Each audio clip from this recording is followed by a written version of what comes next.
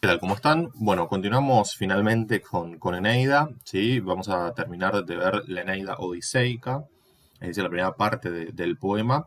Concretamente nos vamos a concentrar en los últimos dos libros de esta primera parte, el quinto y el sexto. Es decir, la parte final, ¿sí? Del derrotero que emprende Eneas desde Troya.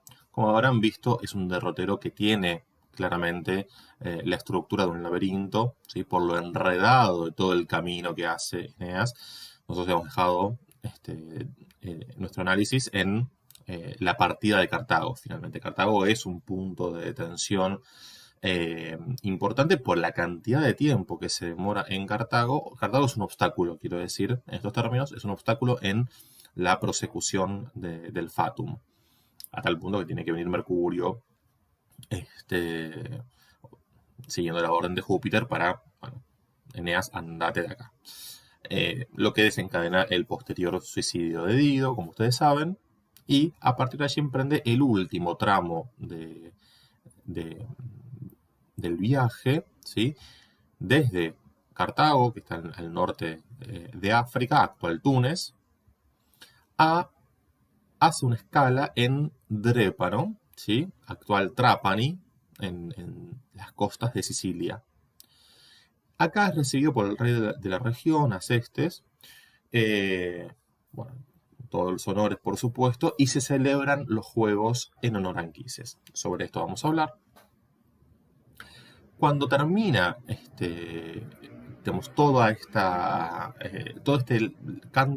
canto que está dedicado a Anquises, claramente, pues son juegos funerarios en honor a Anquises, con toda digamos, se ve muy claramente cómo la cuestión familiar, política y religiosa, ¿sí? Es un entramado que regula estas prácticas culturales y la empresa fundacional, la gesta fundacional está, digamos, imbricada en este entramado al que hago referencia.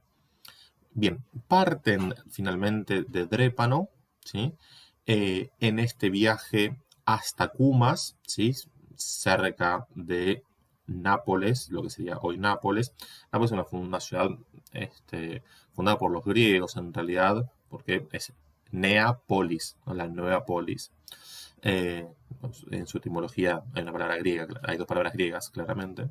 Bueno, Cumas está allí, también en las costas, ¿no? De la península, ya está en la península itálica, me refiero, Eneas, en este punto.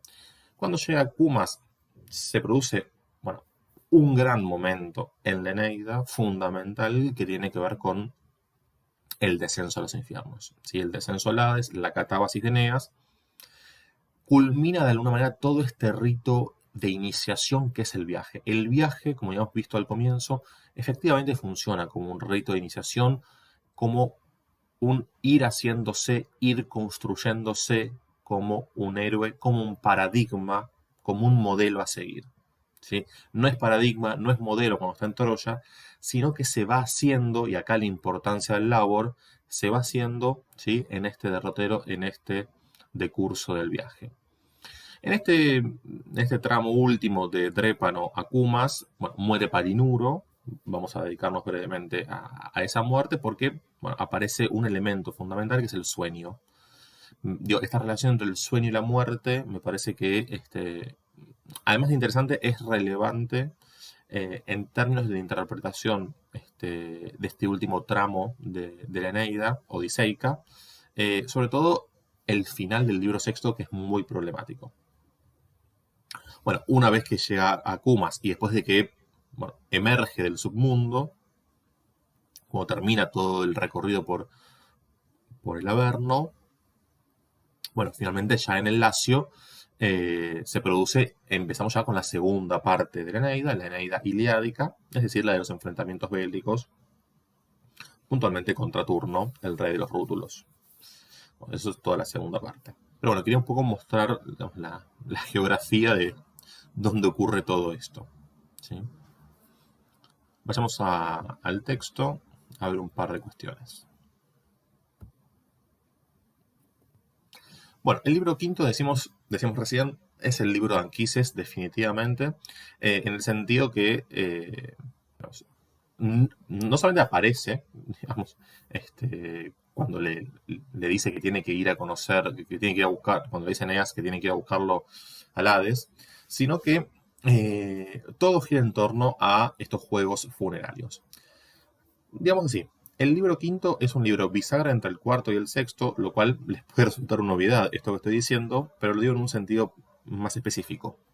Si hay dos libros que sobresalen de la Eneida a tal punto de que han circulado autónomamente en la antigüedad, ¿sí? Independientemente del resto del poema, son el cuarto y el sexto. Son dos libros con una, distintos, pero con una carga, un nivel de elaboración por un lado, y una carga de contenido por el otro, que realmente digamos, son descollantes en ese sentido respecto del resto de los libros. El cuarto porque, como ustedes saben, presenta toda la historia de amor entre Dido y Eneas, eh, lo cual tiene un impacto enorme en todos los elegíacos, en la tragedia. Vamos a ver mucha intertextualidad entre este libro cuarto de Eneida y la tragedia de Séneca, por ejemplo, ¿sí? Ya en el periodo imperial, en el periodo neroniano.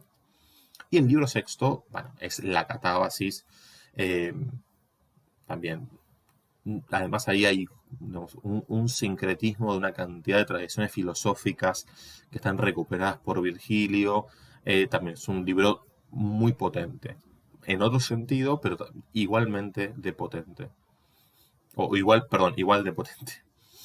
Por eso digo que el libro quinto, desde este punto de vista, es como una transición entre el cuarto y el sexto, que son dos libros, dos cantos, eh, que tienen toda esta densidad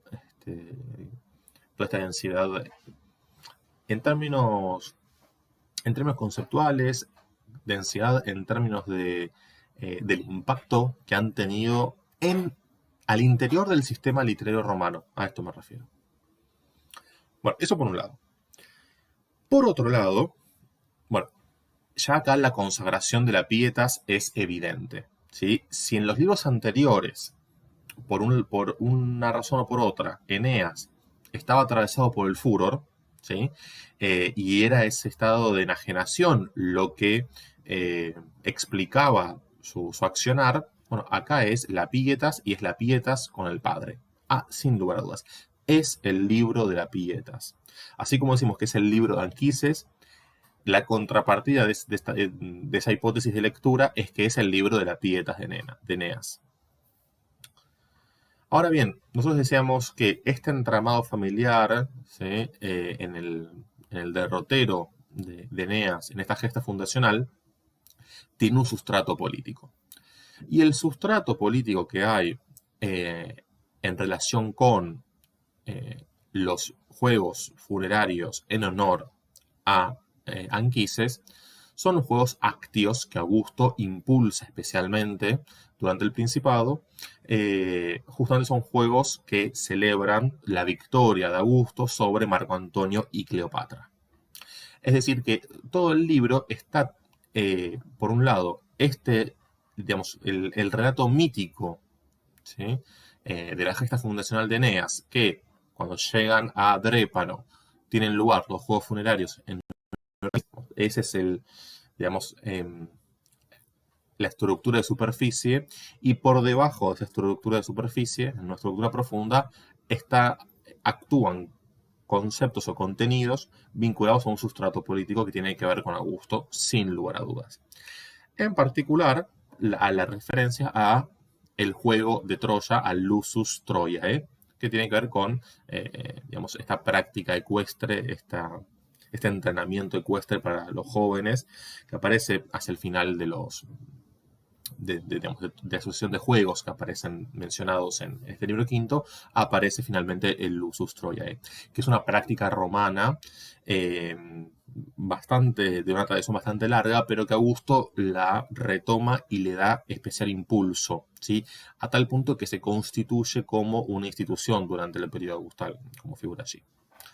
Entonces, construir los juegos funerarios de Anquises con este sustrato político algo que este juego es permanente, ¿no? A lo largo de toda la Eneida, porque, digamos, la gesta fundacional de Eneas, como ustedes saben, en términos de eh, fundar una nueva estirpe que está destinada a dominar todo el Mediterráneo, todo eso, ¿sí? Desde Eneas, es decir, desde Venus en adelante, por mandato de Júpiter, por el fatum de Júpiter, todo eso desemboca en Augusto. ¿Sí? Entonces, esto es lo que está trabajando, esto es lo que está trabajando Virgilio, y, y empieza entonces a reforzarse la identificación Eneas-Augusto, que esto me parece fundamental.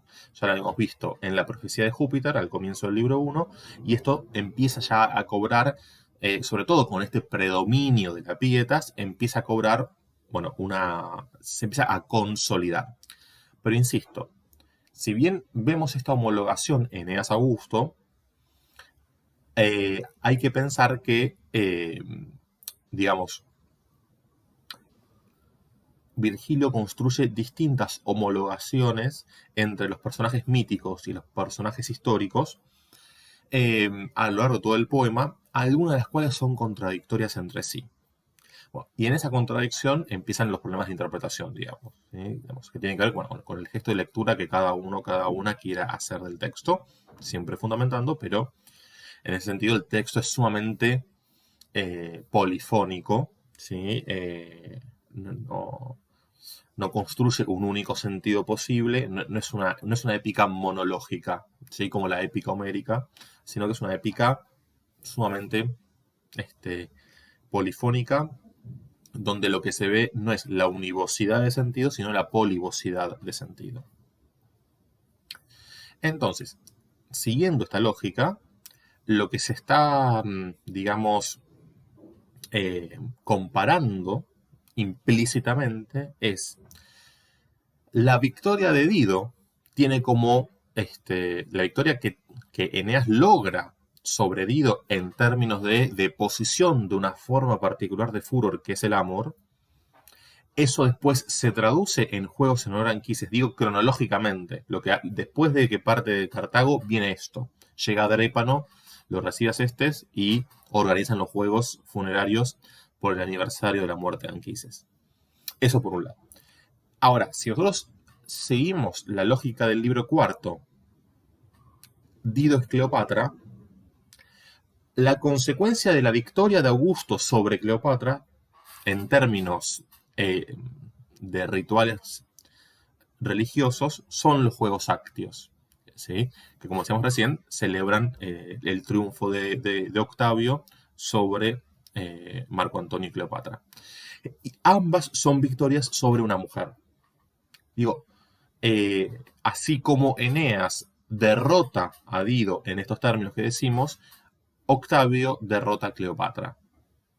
Y ambos organizan respectivamente los juegos que corresponden. Bueno, esto es lo que está operando en el sustrato del texto, ¿sí?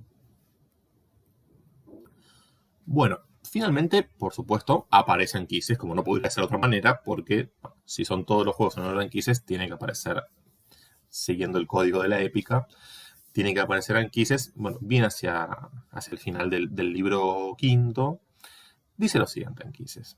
Bueno, ahora el poeta primero dice, va preparando la aparición de Anquises, ¿no? Dice, en tanto, la negra noche, arrastrada en su carro de 2 caballos, recorría el firmamento, cuando se le apareció de pronto la imagen de su padre Anquises, deslizándose del cielo y hablándole de esta manera. Oh, hijo mío, más caro para mí en otro tiempo que la vida, cuando aún la vida animaba mi cuerpo.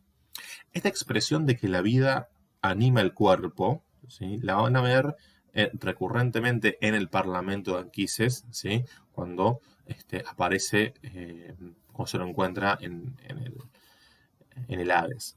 Eh, es una concepción propia de la filosofía antigua eh, y que tiene que ver con lo que vamos a ver después acerca de la teoría de la anamnesis platónica. Porque, bueno, una de las grandes escuelas filosóficas que Virgilio está recuperando y mezclando con otras, con pitagorismo, con orfismo y con una cantidad de tradiciones arcaicas, una de ellas es la filosofía platónica. Y sobre eso vamos a hablar después. Pero lo subrayo porque no es una expresión que pase desapercibida. A esto voy. Oh hijo mío, tan duramente probado por los destinos de Ilión, aquí vengo por mandato de Júpiter, como no puede ser de otra manera, que apartó de tu armada el incendio y al fin se ha apiadado de ti desde el alto cielo. Bueno, esto hace referencia a la intervención de las mujeres, ¿sí? Que prenden fuego las naves. No me detengo en ese pasaje, que igual es muy interesante. Eh, Presten la atención a eso, porque bueno, tiene que ver obviamente con todo el dispositivo patriarcal propio de las sociedades antiguas en general y propio de esta gesta fundacional. Digamos, esta gesta fundacional, como nosotros decíamos, es una gesta que va depurando la raza, es una gesta donde se va seleccionando quienes avanzan en el derrotero hasta llegar al Lacio. Y va quedando gente en el camino, van quedando mujeres en el camino. La primer mujer que queda en el camino es Creusa. Todo esto que estoy mencionando un poco al pasar es significativo en términos de selección, ¿sí? Eh, Incluso de selección de los más aptos, ¿sí? Está esa lógica a todas luces. Obedece a los excelentes consejos que te da el anciano Nautes. Bueno, acá hay otra cuestión también muy vinculada con la cosmovisión antigua, que tiene que ver con la importancia, el rol de sabiduría que tiene un anciano, ¿sí? Algo completamente degradado y devaluado en el mundo líquido contemporáneo. ¿Sí? Los ancianos, lamentablemente, lo último que son, digo, desde la ideología dominante, son fuentes de saber, ¿no? Bueno, un comentario aparte. Lleva a Italia la flor de tus guerreros. Fíjense lo que le dice. Lleva a Italia la flor de tus guerreros, los corazones más esforzados, pues tienes que develar en el Lacio a una gente inculta y brava. Mas antes desciende a las moradas infernales de Dite, penetrándose en el profundo Averno, ve, hijo, a buscarme, porque no moro en el impío Tártaro, mansión de las tristes sombras, sino en el ameno recinto de los piadosos, en los campos elíseos.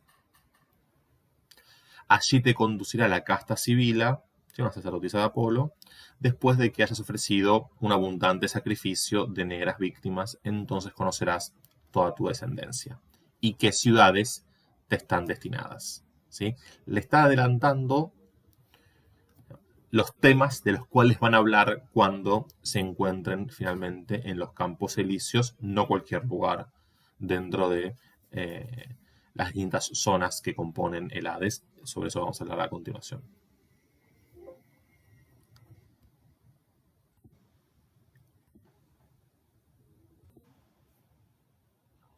Perdón, fui a tomar agua, por eso interrumpí un segundito la grabación. No sé, creo que hablé muy rápido o muy seguido y se me secó la gola. Bueno, había que tomar agua. Decía, estábamos con Anquises, sí. Esta aparición que tiene lugar en el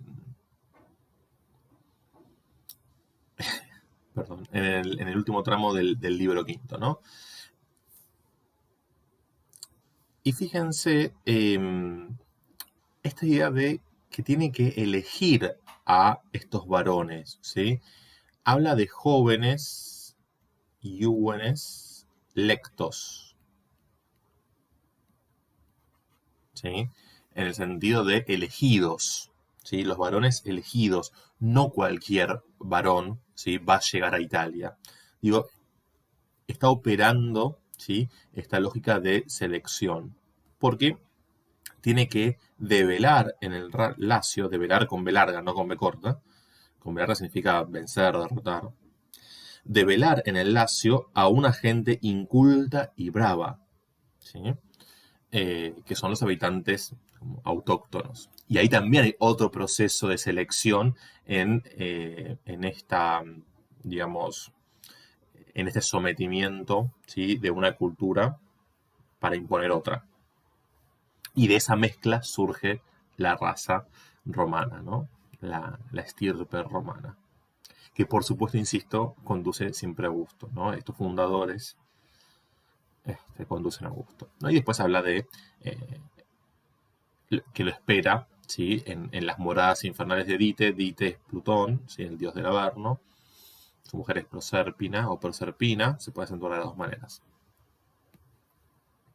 Bien, después de que concluyen los juegos, ya apareció Anquises para decirle que lo esperaba en el infierno.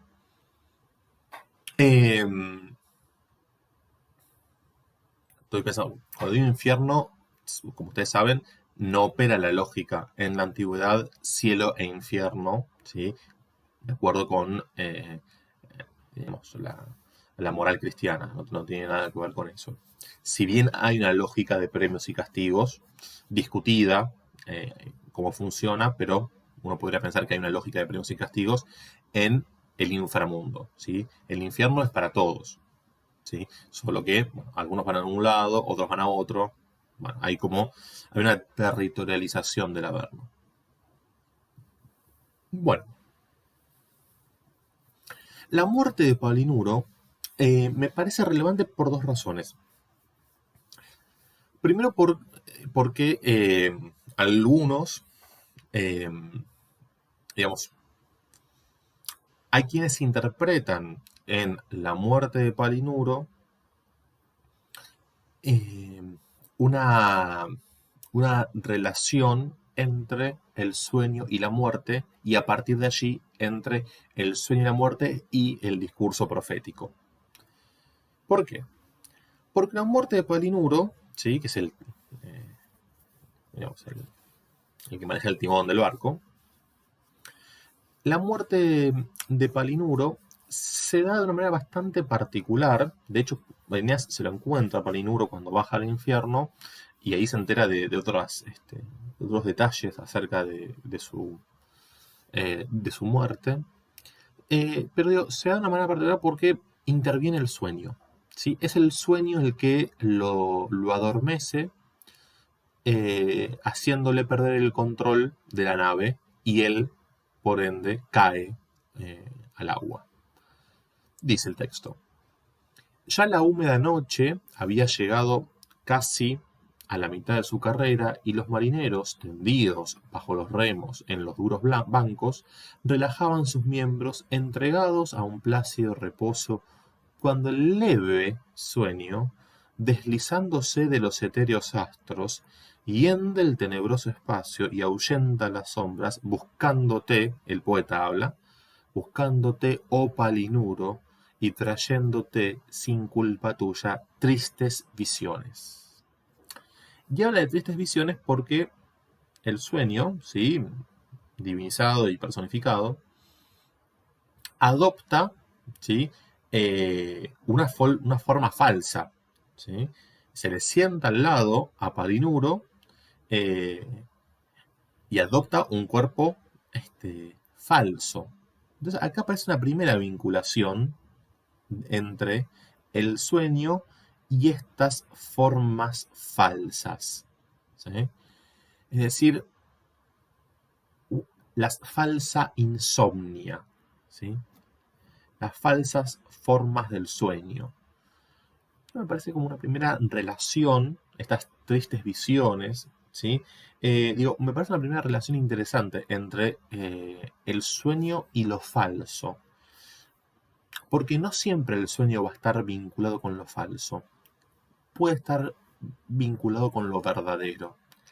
Y menciono todo esto para que lo tengan en cuenta cuando lean el final del libro sexto de Neida.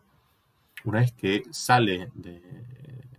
asciende Eneas, ¿sí? Y retorna del orco, del mundo de los muertos. Cuando retorna, están estas dos puertas del sueño, justamente, como límite entre un mundo y otro. Y hay ahí toda una problemática en torno a la exégesis de ese pasaje. Pero bueno, lo adelanto por esta razón. Bueno, finalmente Palinuro cae al agua, y Eneas de pronto se despierta. Y algo similar que, digamos, podemos subrayar, la reacción de Eneas, conmovido por la muerte de su amigo. El texto narra con extrema brevedad la muerte de Palinuro, del mismo modo que con extrema brevedad narra la muerte de Anquises.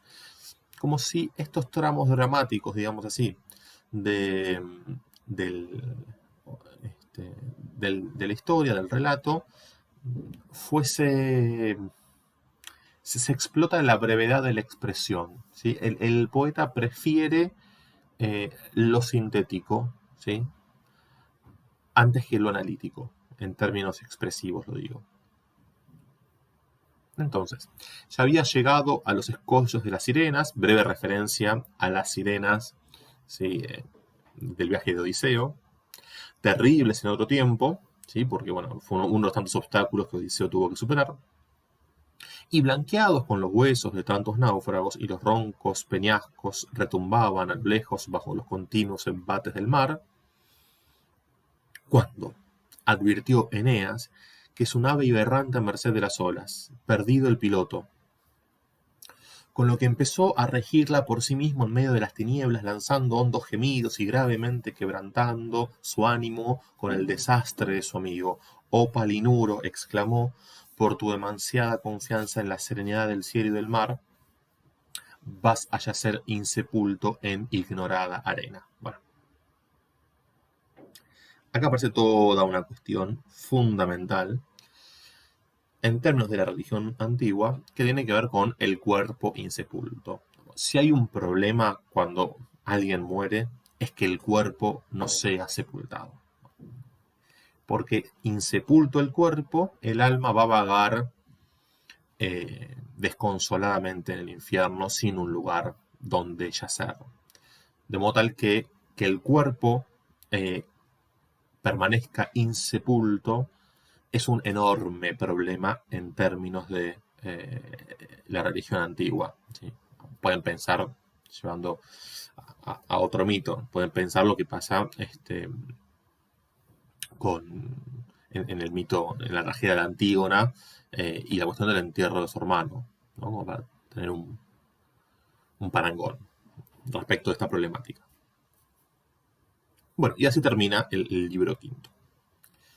El libro sexto es el libro efectivamente de la catábasis, ¿sí? Es el libro del descenso de Eneas al infierno. Catábasis significa eso mismo, ¿sí? Significa descenso, ¿sí? Catá, el movimiento hacia abajo, y basis está la raíz del verbo vaino, que en griego significa marchar, caminar, dirigirse, ¿no? Entonces, en esta catábasis, primero hay que pensar algunas cuestiones en relación con Odisea 11. El canto 11 de la Odisea es el canto que algunos consideran como la catábasis de Odiseo y otros lo presentan como una nekyia.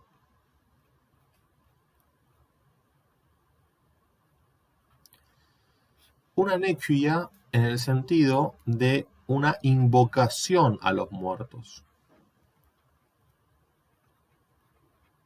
Y esta invocación de los muertos, o a los muertos, por parte de Odiseo, se da en el sentido de que Odiseo, en este canto 11 del poema homérico, no baja al mundo de los muertos, ¿sí? No basta ya, sino que cava un hoyo en la tierra, realiza una suerte de ritos propiciatorios, ¿sí? Y emergen las almas de los muertos con las cuales va dialogando, ¿sí? Entonces, bueno, se encuentra con Aquiles, por ejemplo, con Tiresias, bueno, en fin, con una cantidad de personajes. Con Agamenón, por ejemplo. Bueno, digo, es interesante este contrapunto, ¿sí? Porque hay quienes dicen, bueno, el libro sexto es una imitación del libro 11 de la Odisea. Bueno, no. Primero que, digo, la enorme complejidad que presenta el libro sexto de la Eneida en términos filosóficos, en términos de política romana, esto no está en Odisea. Sí la cuestión filosófica, de otra manera incluso, porque bueno, en Odisea no puede haber nada platónico, lógicamente. Eh, pero, digamos, es una filosofía muy arcaica la que puede leerse en Homero, a esto me refiero. Pero por otra parte, en Odisea no hay una catábasis técnicamente. ¿Sí? No hay un viaje por el mundo por el mundo de los muertos. Eh, Hay una invocación de las almas de los muertos que emergen de la tierra a partir de estos ritos propiciatorios que lleva adelante Odiseo, y entonces dialoga con esas almas que lo rodean. Es como un punto de suspensión en el tiempo y en el espacio lo que ocurre en ese canto de la Odisea. Acá es distinto, porque acá va recorriendo Eneas distintos territorios dentro del Averno. Entonces, esta visita al mundo de los muertos, ¿sí? Que no es una invocación, no es una nequia como la que ocurre en el canto 11 de Odisea, tiene un sentido político. Y tiene un sentido político porque todo esto desemboca, todo este recorrido por el Hades desemboca en los Campos Elíseos. Esa es la meta del viaje por el Orco. Fíjense todas estas expresiones sinónimas, ¿no? El Orco, Hades, Averno, Infierno, como lo quieran llamar.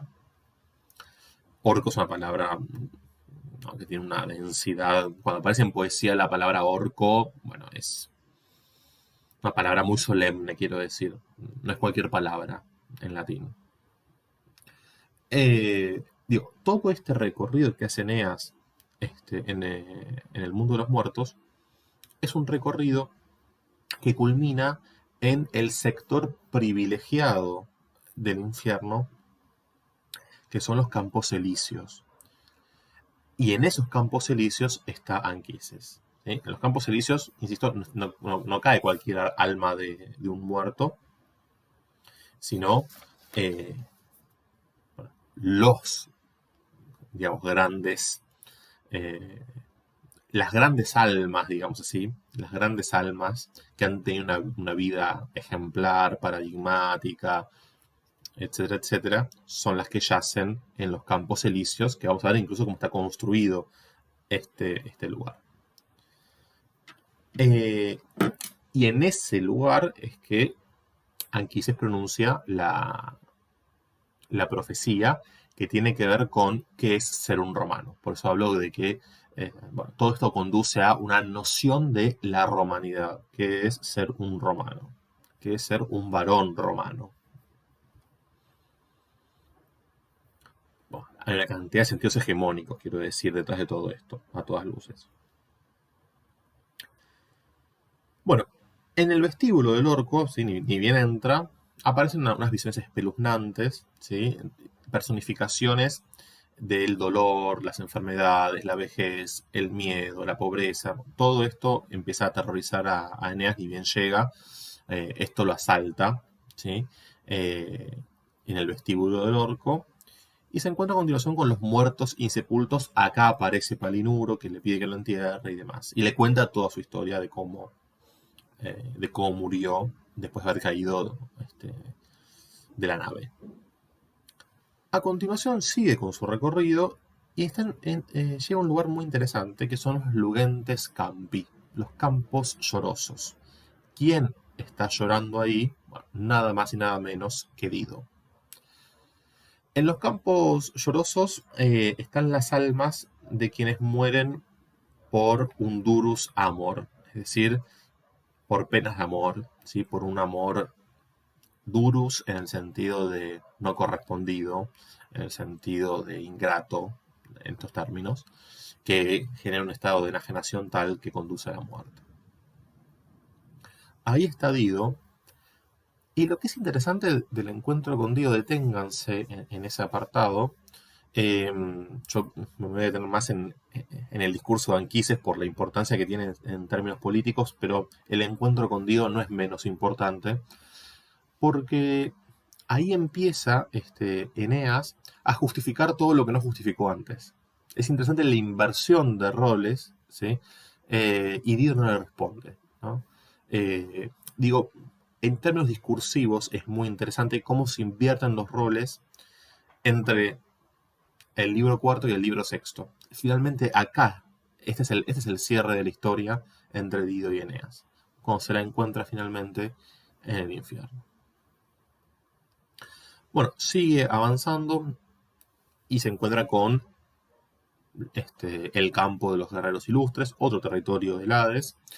Ahí aparece Deífobo, ¿sí? Un troyano, eh, que, bueno, y esto bueno, lo remite obviamente a la caída de Troya y demás. Pasa por el Tártaro y a partir de allí llega a la morada de Proserpina, a quien tiene que ofrendar una rama dorada para que lo deje salir después, algo muy importante. Finalmente llega a los Campos Elíseos.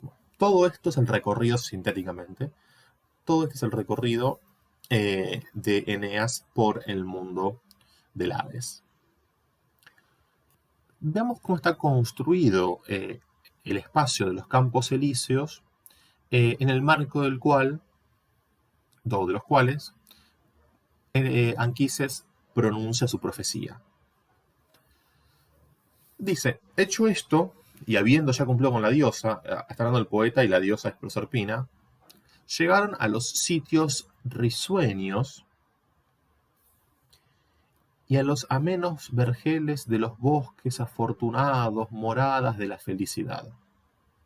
Ya un aire más puro viste aquellos campos de brillante luz, ya aquellos sitios tienen su sol y sus estrellas.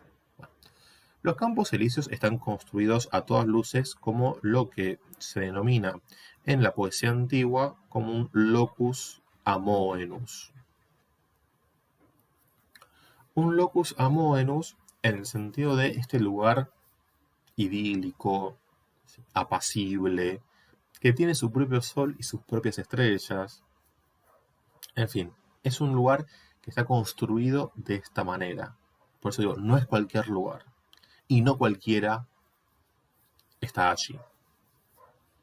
Estaba entonces el padre Anquises examinando con vivo afán unas almas encerradas en el fondo del frondoso valle, almas destinadas a ir. Fíjense acá la concepción entre la vida y la muerte. Es decir, estas en los Campos Elíseos, en el fondo de este frondoso valle de los Campos Elíseos, están las almas que van a reencarnar o que van a animar a ciertos cuerpos. Almas destinadas a ir a la tierra, en las cuales reconocía todo el futuro linaje de sus descendientes, su posteridad amada, y veía sus hados, sus varias fortunas, sus hechos, sus proezas. Fíjense cómo nuevamente aparece la noción de fatum, ¿no? Es el linaje. Anquises contempla las almas del linaje, ¿sí?, que de él se desprende. Este linaje que a través de Eneas, una vez que funde esta nueva raza en el Lacio, está destinado a las máximas glorias. Y ya hablándole a versos más abajo, ya hablándole a Eneas, Anquises le dice, esas almas, le dice, destinadas, otra vez, destinadas por el hado a animar otros cuerpos, nuevamente la expresión está, animar otros cuerpos, están bebiendo las tranquilas aguas del leteo, el completo olvido de lo pasado. Bueno, acá está sintetizadamente una teoría platónica acerca de la inmortalidad de las almas.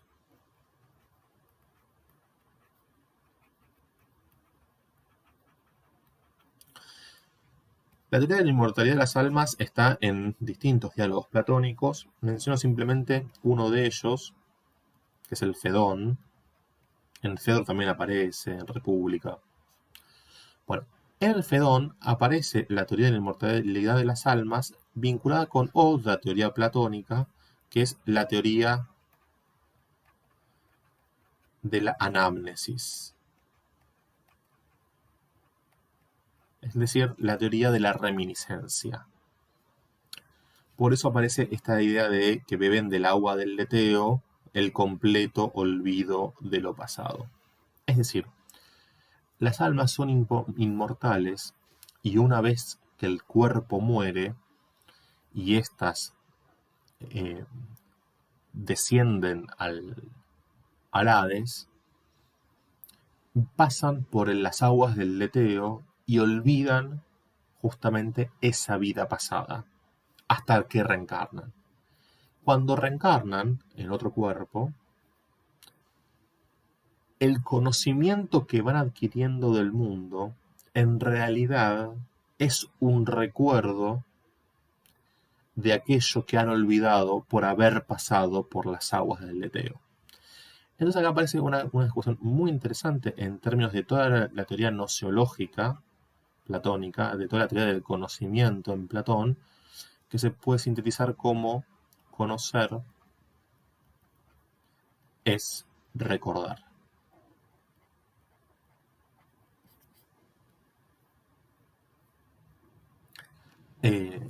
Bueno, lo estoy sintetizando. Es una teoría muy, no sé si muy compleja, no es tan compleja, pero hay una argumentación, hay todo un desarrollo argumentativo de todo esto que estoy explicando, estoy enunciando la tesis simplemente. En el Fedón y en otros diálogos platónicos se ve todo el entramado argumentativo, que no repongo ahora porque no seríamos mucho tema. Si les interesa, puede ser un gran tema de monografía o de ensayo. Un poco la idea de estas clases o de estos videos es ir recorriendo distintos aspectos del texto que puedan suscitar en ustedes o despertar alguna inquietud para que después profundicen focalizando en esos aspectos y puedan elaborar una propia lectura, en definitiva. Sigue el texto. Hace mucho tiempo que deseaba hablarte de ellas, hacértelas ver y enumerar delante de ti esa larga prole mía, a fin de que te regocijes conmigo de haber encontrado por fin a Italia.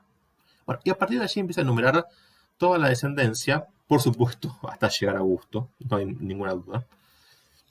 Y lo interesante tiene que ver con algo que ya también anticipábamos acerca de los discursos proféticos en los primeros libros de la Eneida, que tiene que ver con este mecanismo de autoverificación que tiene el texto. El texto se autovalida hacia adentro y hacia afuera. En términos hacia adentro, dentro de la realidad intratextual y en términos de la realidad extratextual. ¿A qué me refiero? A que el lector contemporáneo del siglo I, cuando lee esto, bueno, conoce efectivamente a todos los personajes que Anquises enumera. Bien. Y al final de toda esta profecía, bueno, entre el 7.18 y el 8.47, entre esos dos versos que yo estoy citando, todo un pasaje larguísimo acerca de toda esta ilustre descendencia, este ilustre linaje. Pasa el catálogo de las personas estas y concluye Anquises con su profecía, y acá es lo más importante, tengan esto muy presente, sobre todo para interpretar el libro 12, el final de la Eneida, porque ahí hay una cantidad de problemas sin solución. Dice, otros, en verdad se refiere a los griegos con este otros, labrarán con más primor el animado bronce, sacarán del mármol vivas figuras, defenderán mejor las causas, medirán con el compás el curso del cielo y anunciarán la salida de los astros. Se está hablando de todo el desarrollo científico, filosófico, artístico, escultórico, etcétera, etcétera, de los griegos, que los romanos admiraban ciertamente. Dice, bueno, esto es lo que pasa del griego. Pero tú, oh romano, atiende a gobernar los pueblos. Bueno, es decir, fíjense la oposición entre lo que hace uno y lo que hace otro. Lo que está destinado a un pueblo y lo que está destinado a otro pueblo. Tú, oh romano, atiende a gobernar a los pueblos. Esas serán tus artes. Y también imponer condiciones de paz. Esta cuestión que tiene que ver con la manera que entienden los romanos para hacer la paz, que es primero hacer la guerra, ¿no? Esto lo mencionábamos a propósito de de todo el discurso augustal, ¿no? Cuando hacíamos la introducción histórica. Perdonar a los vencidos, derribar a los soberbios. Bueno, esto de perdonar a los vencidos, recuérdenlo. Es decir, esto es un romano, el que está destinado a gobernar, a dominar a todos los pueblos. Esas son sus artes.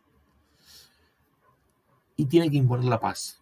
Recuerden que paz, esta palabra, en latín pax, es una palabra de enorme caudal político, a tal punto que los textos del periodo augustal hablan de la pax augustea.